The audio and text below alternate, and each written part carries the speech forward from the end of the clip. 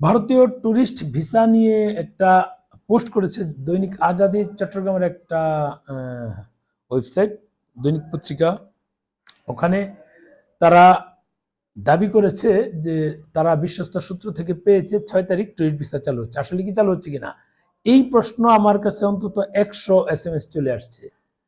এখন আসলে ওনারা হয়তো ওনাদের সোর্স থেকে নিতে পেরেছে, আমি আসলে জানি না, আপডেটটা পাইনি।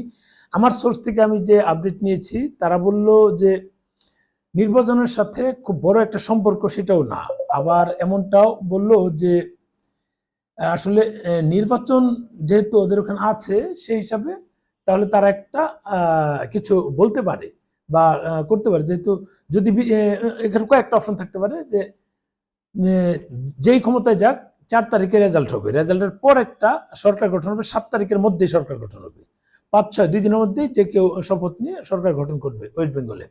এখন এরপর তারা একটা নতুন সরকার এসে নতুন কিছু একটা করতে পারে বাংলাদেশের সাথে, যেমন আমাদের সরকার এসে আমাদের দিল্লি থেকে এবং কয়েকটা জায়গা থেকে যে ভারতীয়দের ট্যুরিস্ট ভিসা বন্ধ করে রেখেছিল সেটা চালু করেছে। এটা কিন্তু পজিটিভ একটা দিক।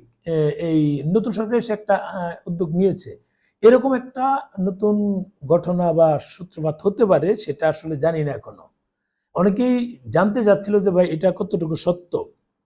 ভাই বললাম তো এটা আমার জানা নাই, আমার সোর্সগুলো থেকে যেটা পেয়েছি তারা এগুলোই বলেছে, যেগুলো বললাম যে আসলে হলে তো 6 তারিখে ঘোষণা আসবে, ঘোষণা আসলে দেন আমরা 10, 12, 14 তারিখের দিকে বা 10 তারিখের দিকে বা 20 তারিখের দিকে একটা অমুক তারিখ থেকে আবেদন নেওয়া শুরু হবে, তার কয়েকদিন পর থেকে এটা ভিসা প্রোভাইড করা শুরু হবে, এমনটা হতে পারে। তবে এটাও শুনেছি যে আগে যদি আমরা দৈনিক 8,000 দৈনিক যদি 8,000 টুরিস্ট ভিসা পেতাম, সেটা এখন হয়তো দৈনিক সর্বোচ্চ 2,000 হতে পারে। এটা একটা আপডেট পেলাম যে এরকম হতে পারে, এটাও নিশ্চিত না। তারা যেটা বললো, যেহেতু আমাদের সাংবাদিক মহল থেকেই এগুলো আপডেট নিতে পারি, অন্য জায়গায় তো পারি না। তারা যেটা বললো যে তারা যে আপডেট পেয়েছে হয়তো বা সর্বোচ্চ 2,000 হতে পারে। আবার কেউ কেউ বললো যে যদি ওয়েস্ট বেঙ্গল গভর্নমেন্ট বিজেপি আসে তাহলে খুব দ্রুত টুরিস্ট ভিসা চালু হবে, কারণ কেন্দ্রীয় গভর্নমেন্ট ওয়েস্ট বেঙ্গল গভর্নমেন্ট খুব একই গভর্নমেন্ট, তারা কোনো রেস্ট্রিকশন রাখবেন। আবার তাদের মাঝে কেউ কেউ বলছে যে ওখানকার শুভেন্দু অধিকারী হচ্ছে পুরা বাংলাদেশ বিরোধী, উনি বা ওনারা এবং বিজেপি নিয়ে যেটা বললো যে তারা ভিসা দিবে না, এটা অনেকে বলছে। এটা আমার ভাষা না, অনেকে বলছে। কিন্তু আমার যেটা মনে হয় এরকম হবে না, যে কেন্দ্রীয় গভর্নমেন্ট যদি বাংলাদেশের সাথে সম্পর্ক না চাইতো, তাহলে একজন মানে বিজেপি যদি না চাইতো, একজন রাজনীতিবিদ কিন্তু আমাদের এম্বাসি মানে হাই কমিশনার হিসেবে পাঠাতো না। কেন্দ্রীয়ভাবে বাংলাদেশের সাথে সম্পর্ক বৃদ্ধি হয় যেন, তার জন্য আমাদের প্রধানমন্ত্রীর সঙ্গে কানেক্টিভিটি রেখেছে, আমাদের অনেকের সাথেই কানেক্টিভিটি রেখেছে। নির্বাচনের আগে, নির্বাচনের পরে যখন এই সাবেক প্রধানমন্ত্রী খালেদা জিয়া মারা যান, উনি কিন্তু ভাইটাল দুজনকে পাঠিয়েছিলেন, এটা কিন্তু আমরা পজিটিভ হিসেবে দেখতে পারি। এতে কেন্দ্রীয় গভর্নমেন্ট নিশ্চয়ই চাচ্ছে যে বাংলাদেশের সাথে সম্পর্ক ভালো হোক। যদি বিজেপি ওয়েস্ট বেঙ্গলে আসে তাহলে হয়তোবা দ্রুত হতে, আমার মনে হচ্ছে দ্রুত হতে পারে। আবার একটা বিষয় দেখুন, যে রাজনৈতিক কথা চলে আসে, অনেকে বলে যে এই মমতা হচ্ছে বাংলাদেশ বান্ধব, এখন সে আসলে দ্রুত চালু হবে। এখন এতদিন তো সেই ছিল, সেটা তো চালু হলো না। এখন এগুলো আসলে মানে প্রত্যেকের সুবিধা দেখে, সুবিধা অনুযায়ী কথা বলে। এখন পত্রিকায় যে সংবাদগুলো আসছে, এমনি যে রেগুলার সংবাদগুলো আসছে, সেগুলো আমি আপডেট পাইনি। তবে আমরা তো প্রত্যাশা করছি যে যেহেতু নতুন সরকার আসবে, সরকার গঠন করবে, নতুনভাবে আমাদের বন্ধ থাকা ট্যুরিস্ট ভিসা চালু করবে, প্রায় দীর্ঘদিন বা প্রায় 2 বছর বন্ধ থাকা ট্যুরিস্ট ভিসা চালু করবে। সে প্রত্যাশা কিন্তু আমরা করছি, কারণ করতেই পারি। অনেকদিন বন্ধ, আমরা মানে কত স্বপ্ন দেখছি, কত মানে অপেক্ষায় আছি যে আমরা ট্যুরিস্ট ভিসা নিয়ে বিভিন্ন লোকেশনে ঘুরতে, সিকিম যাব, কাশ্মীর যাব, বা কলকাতায় আমরা যারা পছন্দ করি। আমাদের অনেকে আমাকে ভারতের দালাল বলে বলতে পারেন, অসুবিধা নেই। আমি ভারতের দালালের বিষয়টা মানে একটু আমার গায়ে লাগবেই, কারণ আমি ওয়েস্ট বেঙ্গল পছন্দ করি, কারণ 2 বাংলা ছিল, এক ছিল, সেটাই কিন্তু মানে একটা হিসাব।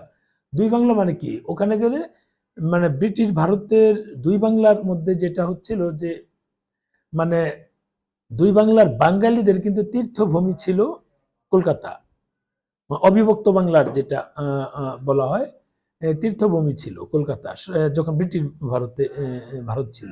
এখন এগুলো হচ্ছে বিষয় যে আমরা এখনো যারা দুই বাংলার মাঝে মানে স্বপ্ন দেখি যে আমাদের মাঝে একটা সুসম্পর্ক থাকবে, আমাদের মাঝে সম্প্রীতি থাকবে, আমাদের কাঁটাতারের বেড়া দুই বাংলার জমিনটাকে ভাগ করতে পারলেও বাঙালির হৃদয়ে যেহেতু ভাগ করতে পারি না, আমরা কন্টিনিউ যাব, তারা আসবে, দুই দেশ আমাদের ভিসা প্রক্রিয়ার মাধ্যমে যেতে হবে।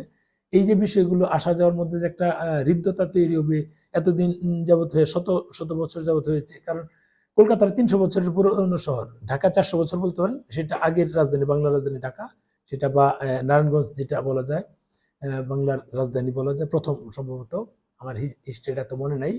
এখন যদি এরকম আমাদের ধরেন যে মানে ট্যুরিস্ট ভিসা চালুই হয়, তাহলে আমরা কিন্তু খুব অনায়াসে খুব সহজে কলকাতা যাব। মাটির ভাড়ের চা, আপনার হলুদ ট্যাক্সিতে করে পুরো সিটি ঘোরা, আপনার সব সিটি ঘুরে সন্ধ্যার সময় এসে শ্রীলেদারে গিয়ে জুতা, এটা এখনকার হিসাব। আগের হিসাব যদি ধরি, আপনার ট্রাম ট্রাম এখনো আছে, ওখানে ঐতিহ্য ধরে রেখেছে।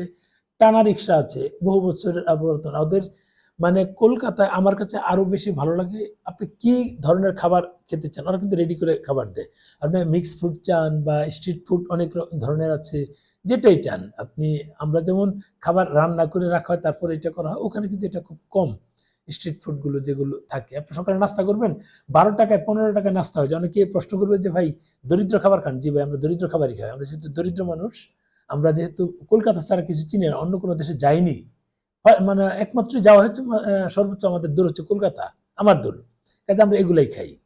যারা প্রশ্ন করেন তাদের উত্তর হচ্ছে এটা। আর আমার উত্তর হচ্ছে যে অনেক সিটি ঘুরেছি, অনেক উন্নত সিটি ঘুরেছি, কিন্তু যত কিছুই ঘুরি যাই ঘুরি, আমার সর্বশেষ মানসিক শান্তি হচ্ছে কলকাতায়।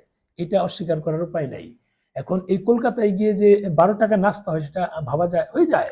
বললাম তো আগে চা ছিল 2 টাকা 3 টাকা করে, 5 টাকা 7 টাকা 10 টাকা 15 টাকা 20 টাকা, এখন হচ্ছে 25 টাকা হচ্ছে। সেটা ডিফারেন্ট হিসাব। তবে এই মার্কুইজ স্ট্রিট এরিয়াতে একটু বেশি লাগে, অন্য জায়গায় যেন আরো কম পাবেন। মানে বিভিন্ন জিনিস। আমাদের বাসার কসমেটিক্স প্রায় 13-14 বছর যাবৎ ভারত থেকে আসে। তো লাস্ট 4 বছর 5 বছর যাবৎ, 4 বছর 22, 23, 24, 26, এই লাস্ট 4 থেকে 5 বছর যাবৎ থাইল্যান্ড থেকে, সিঙ্গাপুর, মালয়েশিয়া থেকে আসে। সেটা আলাদা হিসাব। কিন্তু এর আগে কিন্তু এটাই ছিল, এখনো আছে। কলকাতার যেমন কফিটা কিন্তু আমার খুব পছন্দের, ওদের কফিটা ভালো লাগে। আমার কিন্তু এখনো আছে, মানে 3 কেজি 4 কেজি করে একবারে নিয়ে আসি। যেটা কসমেটিক যাই আনি, অন্য অন্য জিনিস কিন্তু আনি, এখান থেকে নিয়ে আসি।